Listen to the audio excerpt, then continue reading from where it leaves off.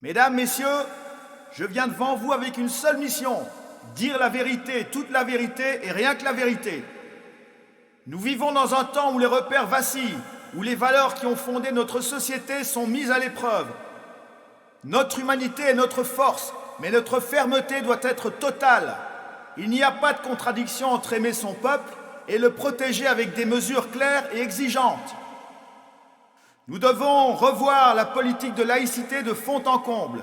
L'État ne sera jamais confessionnel, mais il est temps de rappeler que nos racines culturelles et historiques sont chrétiennes et qu'elles constituent notre socle commun. Les lieux de culte existants devront rester sûrs et propres, conformes aux normes d'hygiène et de sécurité auxquelles chacun a droit. Mais soyons clairs, nous n'en construirons pas de nouveaux à l'avenir. La liberté d'expression est absolue. Nul ne pourra être emprisonné ou poursuivi pour ses opinions ou pour ses travaux historiques et scientifiques, qu'ils concernent des faits établis, controversés, hypothétiques ou contestés, qu'ils soient crédibles ou non. Les historiens et chercheurs, institutionnels ou indépendants, auront le droit de revisiter tous les événements et phénomènes, d'en discuter et de publier leurs conclusions librement. Seule l'incitation à la haine ou le harcèlement moral resteront sanctionnables par la loi. Aucune idée, aucun fait historique ou scientifique ne pourra être censuré sous prétexte qu'il serait choquant ou controversé. Les lieux de culte, qu'il s'agisse de temples, mosquées, églises ou cimetières, doivent être respectés. Le respect du sacré est non négociable.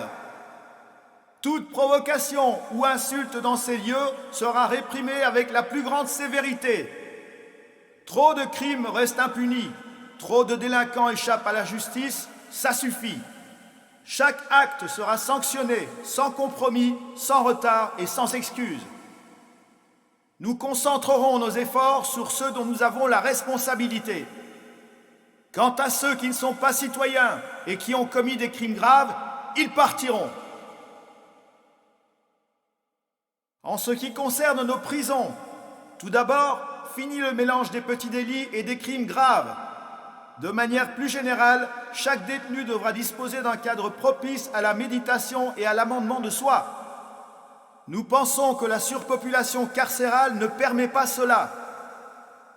Par ailleurs, il est inacceptable que des détenus dorment sur des matelas à même le sol, dans des cellules infestées de cafards et de rats.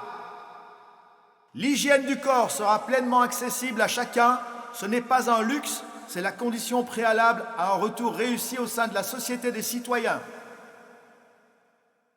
Pour les crimes les plus graves, notamment les crimes de sang, nous proposerons un référendum sur le retour de la peine de mort afin que le peuple décide.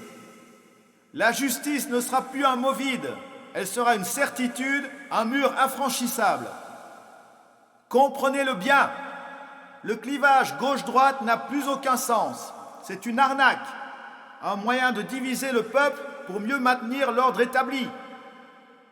Nous ne tomberons plus dans ce piège.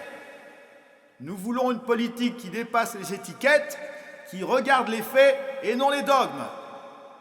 Nous combattrons autant la droite du fric que la gauche de la bien-pensance et du wokisme. Notre politique ne se mesure ni au profit des puissants, ni aux dogmes idéologiques. Elle se mesure à l'intérêt réel de notre nation et de ses citoyens. L'immigration de masse sera suspendue immédiatement et définitivement. Aucune arrivée non sollicitée ne sera autorisée jusqu'à ce que nous ayons repris le contrôle de notre territoire. Seules les personnes appelées pour une mission précise, nécessaire à notre pays, pourront y entrer. Mais en aucun cas, un étranger ne pourra occuper la fonction qu'un Français pourrait occuper à compétences égales. Notre souveraineté, notre cohésion, notre avenir doivent primer sur toute autre considération.